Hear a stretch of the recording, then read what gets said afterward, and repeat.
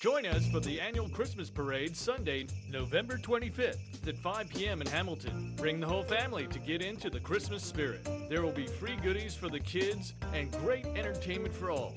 Experience new dazzling lights and floats as Santa makes his way along the parade route. Kick off the holiday season Sunday, November 25th at 5 p.m. with the Marketplace 2018 Christmas Parade.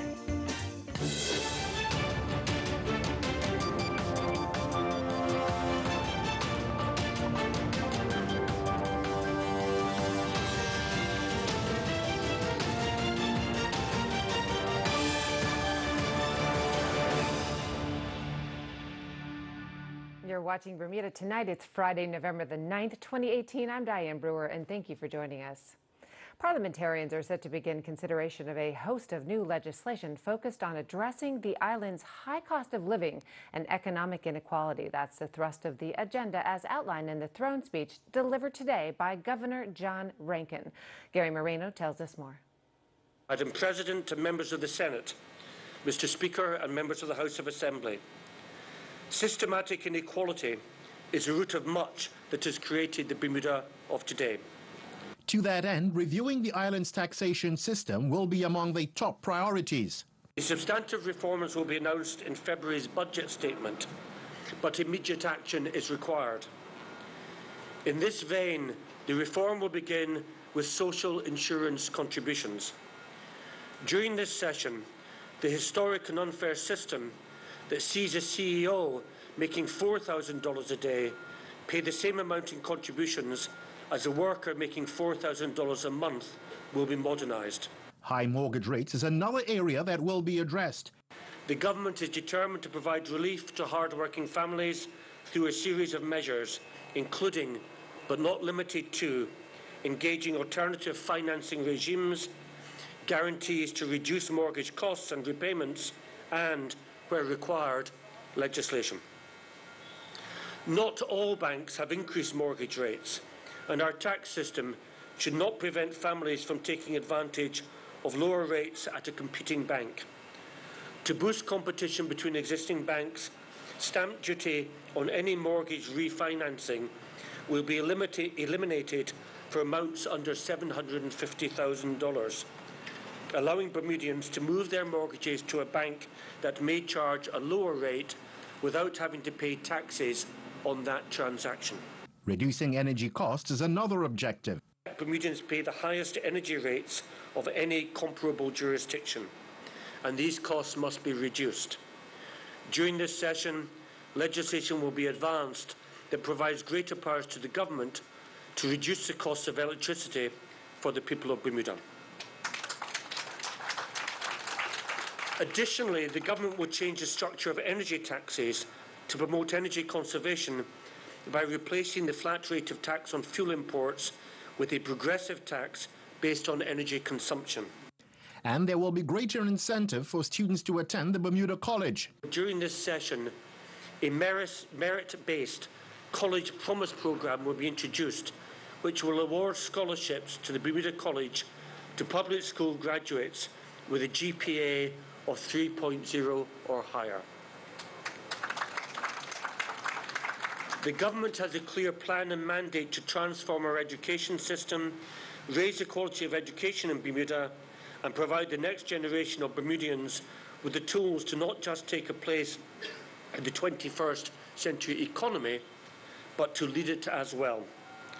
The government will continue the work outlined in Plan 2022, as well as the phasing out of middle schools and the introduction of signature schools at the senior level. And emphasis will also be placed on the thorny issue of immigration. Therefore, the government will move from a one-size-fits-all model of work permit processing to a model where good corporate citizens who hire, train and promote Bermudians will have access to a more streamlined process. The scrutiny needed for bad employers should not subject good corporate citizens to delays. Concurrently, companies that discriminate against Bermudians in hiring will be subject to additional scrutiny and graduated penalties. In case you're wondering, it appears government is not just blowing smoke on the issue of medical cannabis. The government will advance a regime whereby licensed medical practitioners are permitted to prescribe medical cannabis to aid in the treatment of such conditions. This will be implemented concurrently with the establishment of a licensing regime to regulate domestic production of medical-grade cannabis products. Elsewhere, additions to the National Security Plan could see the return of parish constables. In agreement with Government House and the Commissioner of Police, the Bermuda Police Service will implement a community policing model that is founded on greater visibility and closer working relationships with the communities they serve. Each parish will have a dedicated parish constable who will lead the development of these relationships and meet residents to address their concerns. Of course, these are but a few of the initiatives announced today, initiatives which means government and parliamentarians in general will have their work cut out for them in efforts to achieve successful implementation of these initiatives. Gary Moreno, reporting for the Bermuda Broadcasting News. Thanks, Gary. Well, the government's legislative agenda largely welcomed today by the slew of political commentators and leaders we spoke with. As Terai Trott reports, reactions were mainly cautious and positive. Candarie Burgess, who is the executive director of the Chamber of Commerce, told Gary Moreno she was pleased with what she heard in the speech. I heard a commitment to economic diversification, which we spoke about.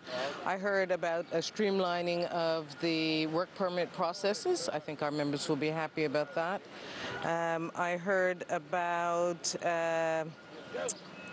the marina in St. George's. I know our members in St. George's will be very, very, very happy.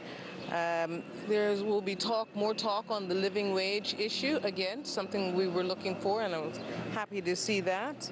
BEDC with greater monies and powers, again, that helps future members of the Chamber of Commerce as new businesses come online, so also happy about that. For Sir John Swan, a former premier, the throne speech appeared to strike the right balance. I want people to understand there are two different speeches. There's the throne speech, and then there's a budget speech which comes out in February, which addresses how some of the things are going to do and how taxes are going to be changed and everything else. The future of Bermuda can look very promising based upon the will of not only the government but the opposition and every citizen who says that if change is necessary, we're going to do it together. We're not going to give preference to one group or the other. We're going to all equally share in the responsibility and really truly be carers and sharers of our fellow man. I think in that respect, I think the throne speech is trying to do that. The government's plan to subsidize the college education of needy students finding favor with Michael Charles, the General Secretary of the Bermuda Union of Teachers. However, he stopped short of a full endorsement of the overall speech. I was heartened to hear about the scholarships for the students going to the college. But I was somewhat disappointed that more wasn't said about our public school system. All I heard, and maybe there was more, but all I heard is that the plan 2022 is going to continue. That's Wi-Fi? Yeah, and Wi-Fi. And I mean, I don't, there must be something else, and that they're going to do away with middle schools. But I think if you're going to say something like that, I think you have to give a little bit more explanation on, you know, why was middle school, does the minister think that middle schools have failed? And unless you know why they have failed, it's very difficult to improve on it. And what happens, what are these signature schools? What are they going to do for us, and how are they going to improve on the public school system? We need to hear some more about that.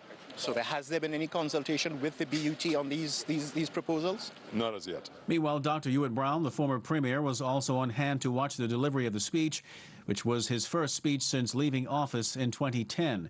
He gave the platform a resounding endorsement. I read the throne speeches, but I was incredibly impressed. I thought this was one of the most thorough and far-reaching throne speeches that I've ever heard. And I whispered to the Premier, if you can get half of this done, we'll be very proud of you. Some comments, some thoughts on the political situation in the country at the moment? I don't think the political situation in Bermuda really changes that much. You have the usual level of bickering and allegations and things like that. But I think that slowly there is a maturation process taking place, and Bermudians are we are becoming more mature in the process, and I think that we'll be fine. We'll have more for you after this short break, including your long holiday weekend weather forecast. Stay tuned.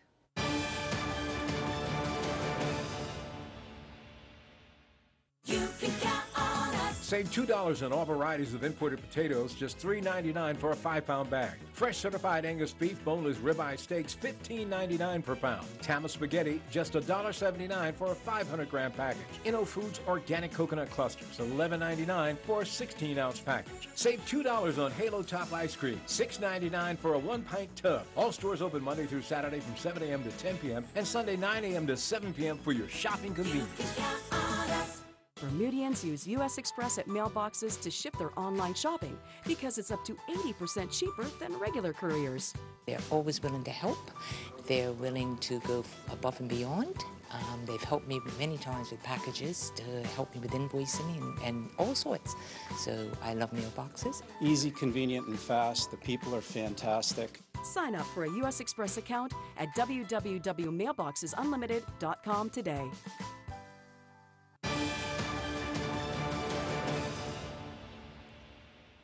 Welcome back. In legal matters, a 3-day Court of Appeal on the Supreme Court's ruling on domestic partnerships has ended. Justice Ian Kawuli ruled that the act intended to replace same-sex marriages was unconstitutional. The panel of judges will now deliberate on the submissions made over the past 3 days.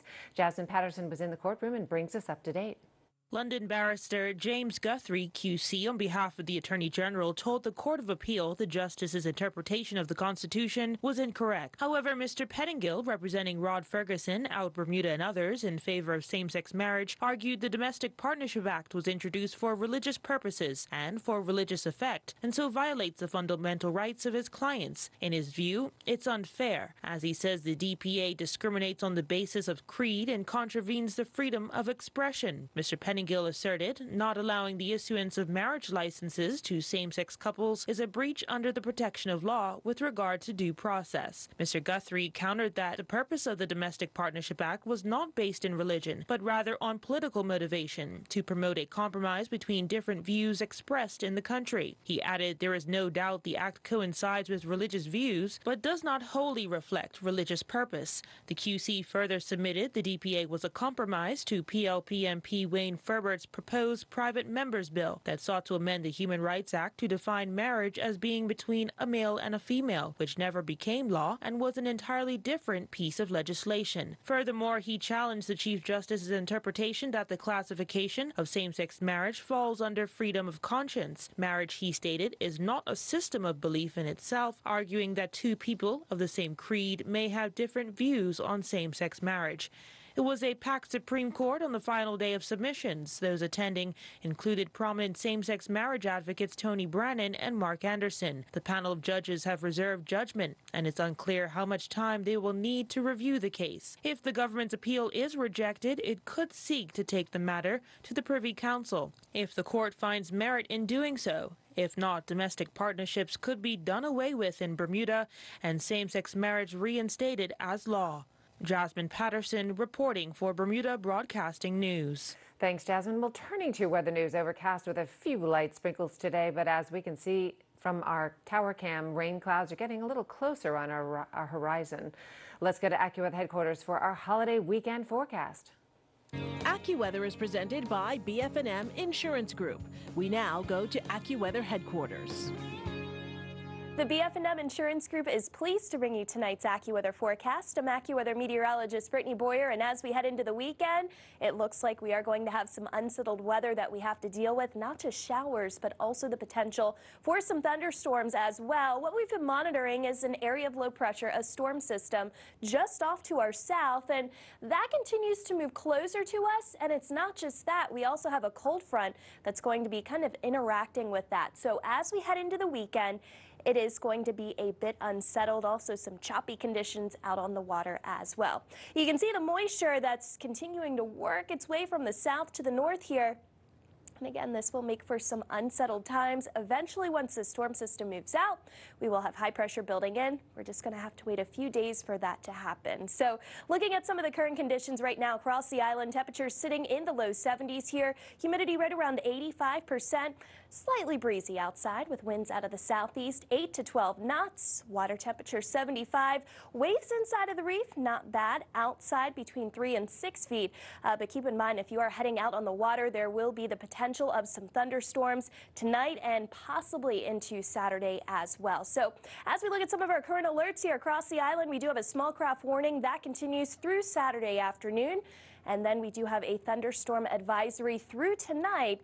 We'll have to see if the Bermuda Weather Service issues another thunderstorm advisory for tomorrow's weather. So we have at least one of those alerts up for you there, the small craft warning through Saturday afternoon. And then here are your tidal times. Again, if you're going to be heading out on the water, really take it easy out there because there's some choppy conditions and the forecast isn't really the best for doing some boating. So overnight tonight, we'll call it mostly cloudy with a couple of showers and possibly a thunderstorm as well. Low temperatures right around 70 degrees and getting you through the start of the weekend at least here. It will be a mainly cloudy day. Lots of clouds this weekend with some showers and possibly a thunderstorm as well. A high temperature of 78 degrees. So as we look at our futurecast here, you can see the moisture from the south and eventually that cold front that will be making progress. So we're going to see in-hand showers and possibly some thunderstorms tonight and also into Saturday. Looks like Sunday is going to be the nicer of the 2 days if we were to pick one for this weekend. If you're doing any traveling, here's a look at some of the current conditions in Jamaica. We do have a few showers around. Temperatures, though, pretty warm. 82 degrees right now in Barbados with some showers in the area. Heading to the East Coast, well, it will be a cool time on Saturday with temperatures for some in the 40s. Even Atlanta looking at some cool air to come. We will get some cooler air once we head into early next week. We just have to get through this unsettled weekend with showers and storms. And then by Monday, high temperatures taking a dip, low 70s. AccuWeather was presented by BF&M Insurance Group.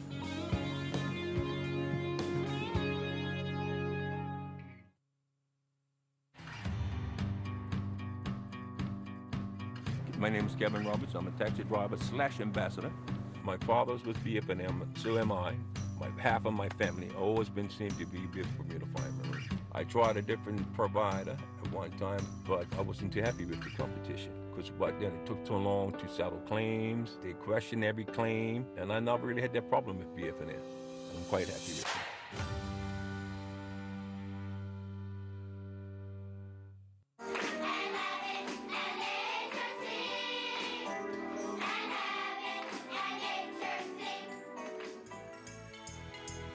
Christmas in Bermuda is a special time for most of us. Unfortunately, for some families in Bermuda, there's no warm Christmas.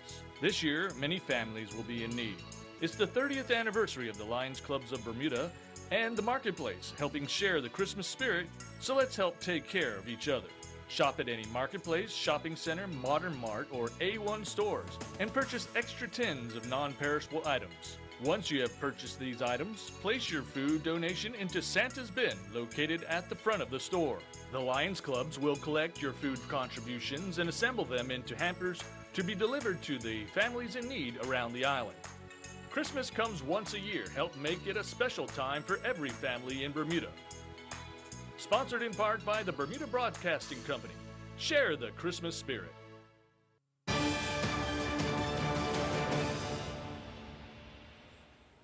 Opposition leader Craig Canadair has weighed in on today's throne speech. He sees some positives. However, he also notes some omissions where it concerns growing the economy. My initial reaction is there were a lot of things that were applaudable, very aspirational, I would say. But at the same time, I'd like to know how in the world are we going to be able to afford some of these things. It just appeared to me as if, we've put a bunch of these things out there, but we haven't at all talked about how we're going to grow the economy. And that is a major, major concern for this country right now. If we don't find a way to grow the economy, we're really just doing like what the Premier has just done with his cabinet. We're just reshuffling people, but yet at the same time, it's costing us more money. And I don't think Bermuda wants to be in that place. Nothing was spoken to about growing the economy. So how are businesses, and I'm not talking about international business, Tarai, I'm talking about local businesses. I'm talking about Mr. and Miss Bermuda who has their mom and pop shop, Mr. and Mr. Bermuda who has or owns a pharmacy and the likes. How are they going to be able to afford some of the things that were in the throne speech today? They already can't pay their bills. It's a challenge for them. And so we want to hear more about how this government is going to grow the economy so that we can afford these things. And there was nothing in this throne speech to speak to that. Now, two things in there that I did really like. It was the plastics, and I can recall when I was the Minister of Public Works, I mean, that was something that I was looking at and saying, man, we really should do this here. So I applaud the ministry for taking that up and the government for taking that up. I do believe that we can implement it a lot quicker than what was stated. However, it is an applaudable thing that we see. Police can now confirm the death of 53-year-old Wyman Minx. Mr. Minx was found floating in an unresponsive state in the waters near the railway trail along North Shore Road in Hamilton Parish around 11 a.m. yesterday, despite life-saving efforts at the scene by emergency personnel, which continued as he was rushed to the hospital by ambulance. Sadly, Mr. Minx was later pronounced dead. Foul play is not suspected and a cause of death is being examined. Meanwhile, investigations continue into that fire, which last Thursday destroyed a two-story home at Scotts Hill Road in Sandys. During the search of the home by fire personnel, the body of a man was recovered that has been positively identified by a family member as Mr. Errol Cross. At this stage of the inquiry, the cause of the fire remains under investigation. The Bermuda Police Service is appealing to the community for any witnesses and/or anyone who may have seen or spoken with Mr. Cross prior to this unfortunate and tragic incident to come forward by calling Acting Detective Inspector Clifford Roberts at 717-0590 or the crime unit at 247-1744. In other news, in recent years, unique travel experiences have become the holy grail of the tourism industry. Tourists want increasingly singular experiences, authentic experiences. They want to feel like a local when abroad. In tonight's Bright Ideas segment, Tony Waterman takes a look at a local app trying to do just that.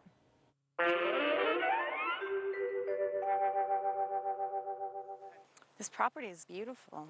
It doesn't get more off the beaten path than a garden within a garden on private property. This is like a straitjacket. But to fully immerse yourself in this experience, you're going to need protection, a lot of it. You have a Russian honeybee. They're quite aggressive. You have a European. You have a German. No, we're not headed to the International Space Station, despite the resemblance in attire. We're about to go knocking on the door of 100,000 bees. Oh my goodness. Spencer Field is resident beekeeper on this property and dozens more throughout the island. What makes queen bees different, they actually hatch out vertically. So right here, this is a queen cell. We can see a bit of royal jelly. His beekeeping and honey-themed picnic is one of about 90 unique and private experiences on offer on the Winnow app, a travel platform connecting hand-picked insiders with adventure seekers. It sounds like a computer. It's been just over a year since the app launched. Allison Swan, who co-founded the venture with William West, says uptake has been strong, with about 100 downloads a day. Our audience tends to be female and skew a little older. It's great news for us because also if they're on a family vacation, they're usually the decision makers about where people are going and how resources are allocated for the holiday. Swimming with turtles and the Crystal Cave massage have been top picks. As winter approaches, Allison expects experiences to skew towards land, bike tours in St. George's, and curated art tours in the city. It's not really about high end, it's about it being an experience. I think that there are a growing number of people that want to have singular experiences, that want to have private tours, that want to have something that's a little bit more unique, exclusive, especially millennials. You know, they're really like, we're willing to stay in an Airbnb and spend a little bit more on the experience. Allison is hoping to take that experience global Besides Bermuda, the app has offerings in Aspen, Colorado, and is looking to add Tuscany, Italy, and Cape Town, South Africa soon. It's all storytelling at the end of the day. What is going to be the story, the journey of this guest as they move through this experience? And how are they going to look back at it afterwards? And how are they going to explain this to their friends when they go home? So what we look for is passion. People who are passionate about what they do. So this is a virgin cone, which means the bees built this within a month ago. There are few more passionate about bees than Spencer Field. His company name will attest to that, as will anyone who braves the bees for the sweet taste of fresh honey. Honey is the naturally sweetest thing occurring in nature. Still to come, Earl Basin has tonight's sports roundup. We'll be right back.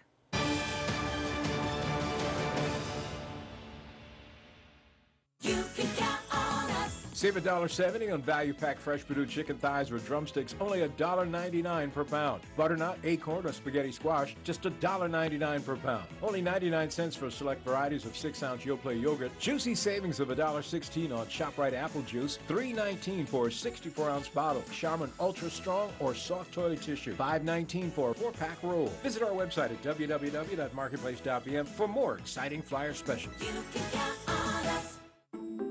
We are the voices. You are with the captain. It's Mr. Midday. 12 new major news. The big station. The morning show. Your number one song. The Faces. You're watching Bermuda Tonight. This is exactly what you're talking about. What an upset it was. The Storytellers. They are actually using the pepper spray. Police are aware of this theory. The water is 3,500 meters deep. The tax climbs up to 12.5%. The window on our community. We bring you the best in U.S. television entertainment. And the greatest sporting events in the world. A brilliant performance of Duffy. We are the island's only Bermudian-owned broadcaster of both television and radio. With the only TV channels that are available over the air in beautiful high definition, completely free. We are always expanding. We are always innovating. And most important, we're always your station. This is Bermuda Broadcasting.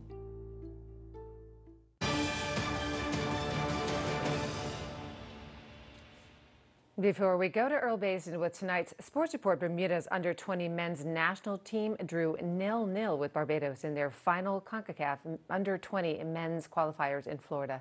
And now, here's Earl Basin. Technical and technical. That was the match in the semifinals where the defending champions Argentina defeated the Lions in a closely fought contest. Matthias Albiner would go over for a try to give Argentina a 5-0 lead with the conversion missed. Kerry Sweeney would kick a penalty to put Lions on the board and make the score 5-3. Sweeney would kick another penalty to give the Lions a 6-5 lead, but Gonzalo Tabadoa would kick a penalty to put Argentina back in front 8-6. Tabadoa would then kick another penalty to make the score 11-6, and Argentina would hang on for the win to advance to the final. In an exciting plate semifinal, USA was able to edge Italy 16-15. USA would get 2 tries from Max Statler and 2 penalty kicks from Max Di Alchavel, while Italy got a penalty try and conversion, a try from Boscola Alessandro, and a penalty from Paz Romero. Noah Brown resumed play in the $11,000 men's Kelowna Open squash tournament in Canada. Brown took to the court for the second round, but he vowed out in a 4-game battle that took 42 minutes against Robertino Pezzota from Argentina. Brown would win the first game 11-7, but Pezzota would come back and win the next 3 games 11-2, 11-2, 11-4. Dennis Joel and June Dill were back in action representing Bermuda at the 54th World Cup of Bowling in Las Vegas. The pair would miss the cut with the top 24 in each division advancing to the finals. In the ladies division, Dill finished in the 39th spot out of 72 bowlers. Dill had a top score of 234 pins, and she had a total of 4,458 pins. Joe ended day 3 in 65th out of 84 competitors in the men's division. Joe had a high game of 234 and had a total of 4,412 pins. Soltis Grammar School won the Bermuda School Sports Federation's over 13 middle schools 6-a-side tournament at Shelley Bay yesterday, this after defeating Tian Tatum Middle School 2-1 in the final. Summersfield Academy won the under 13 division after defeating Whitney Institute 1-0 in a tightly contested final. The Bermuda Football Association has announced the times for the Cup Final Day, November the 11th, and a rescheduled Premier Division match. A rescheduled Premier Division match between the Devonshire Cougars and the PHC Zebras is scheduled to take place this coming Saturday, tomorrow, at the Devonshire Recreation Club, beginning at 3 p.m. Two matches are scheduled to take place at the Wellington Oval on Sunday, November the 11th, with start times of 12 noon and 2:30 p.m. In the opener, the Somerset Trojans under-15 team will battle the Warwick Archer Bows in the under-15 Leonard DeRosa Holder final. That will be followed by the Dudley Eve final featuring Robin Hood and the Somerset Trojans. I'm Earl Basden with Bermuda Broadcasting Sports. Thanks, Earl. Well, that's our newscast for tonight. I'm Diane Brewer. Thank you for joining us. Have a wonderful long Remembrance Day holiday weekend, and please remember to thank our incredible veterans for their service. Good night.